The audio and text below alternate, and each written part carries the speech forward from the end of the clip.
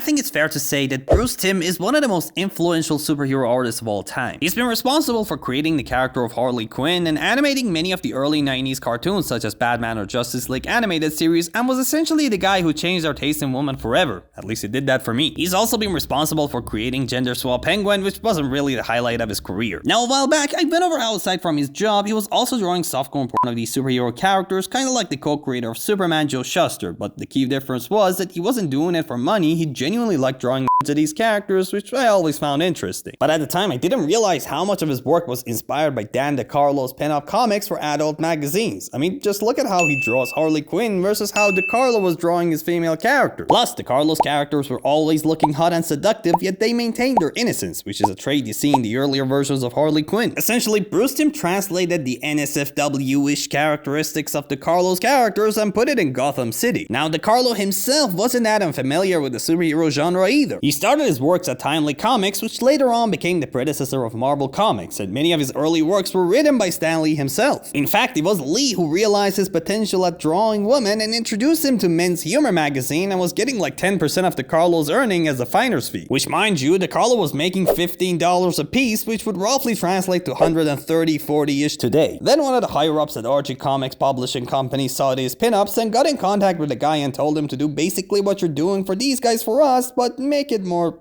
family friendly. Probably the best decision they've ever made, since hiring him literally saved them from certain bankruptcy. Now that's aura. And that's exactly what got Bruce Timm inspired to follow in his footsteps. Simple clean curves, slim long legs, tiny simplified nose, big expressive eyes. Basically, these characters are just Archie girls redesigned for the superhero world, and that contrast is what made them so unique in the first place. Bruce did get his wish of working with DeCarlo in the 24 Hours comic, which was a comic about how it only took 24 hours for Harley to get back into the life of crime. And it was also a reference to the 24-hour challenge where comic artists would draw a full 24-page comic in 24 hours. That being said, what do you guys think of these two gentlemen? Please let me know in the comments below, like and subscribe, do all the good stuff, and I'll see you in the next one. Bye.